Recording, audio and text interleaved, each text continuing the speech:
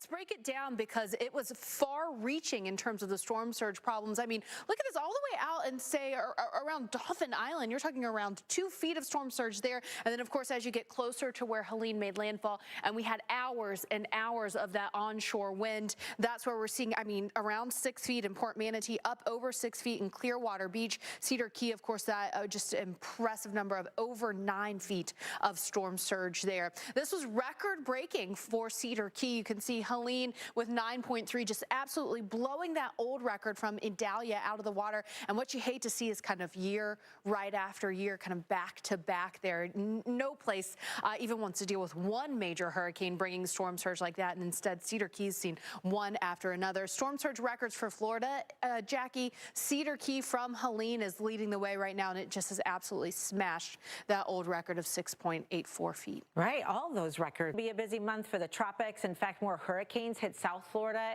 in October than any other month. So we cannot let our guard down, even though the amount of hurricane season that is left is smaller and smaller. But when water temperatures are so warm too, right, it worries me that it could start lasting longer and longer as a result of that. Right. We'll see. I mean, we always say Mother Nature doesn't have a calendar that says, okay, we're turning hurricane season on June 1st, turning it off as we head into November. We see those storms before and hopefully not after the season, but certainly usually before. We've seen it, on both ends for sure. So this is the area closest to home that we're monitoring. Much like Helene, we've been talking about this for a while, and we're going to continue to talk about it for a while with nothing developing. Gradually, though, with time, we do think some development could happen, but there are many more obstacles in the way of this system, I think, than what we had with Helene. So at this point, we're optimistic that we're not looking at any kind of powerful storm, but we should be prepared regardless this time of the year. Usually, you know, when we were this far out from Helene, we'd been watching it for a while, but it was more hints that we might have a system somewhere we needed to watch.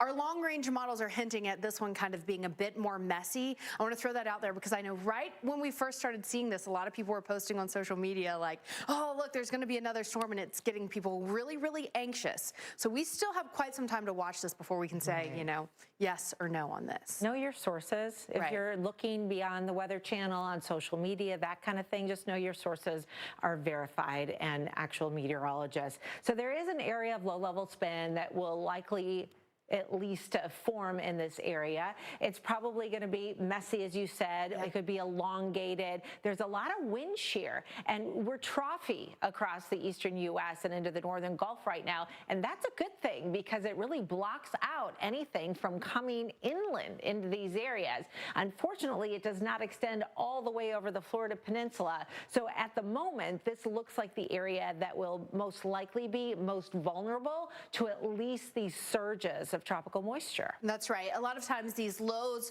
even if they are messy, they will act as an envelope for that tropical moisture, especially when you have very warm waters still. And that's what we're going to see with Florida. Now let's take a look at the American model here. So you can see the low level spin kind of getting itself together, moving into the Gulf of Mexico. Here's this Saturday, but watch what happens. You're really not seeing any strong indication of one area of spin. In fact, you're seeing a couple different areas, and this is so indicative of the shear we're seeing. When you see it spread out like that, you know those winds are affecting that low-level spin. Right. We see a little energy, too, sneaking in from the eastern Pacific, trying to kind of combine with that. So the more messiness we can have there, certainly the better off. We'll continue to monitor this. This wouldn't have impacts really till the end of the week or early next. Came ashore in Florida. Many people evacuated North Carolina due to the flash flooding.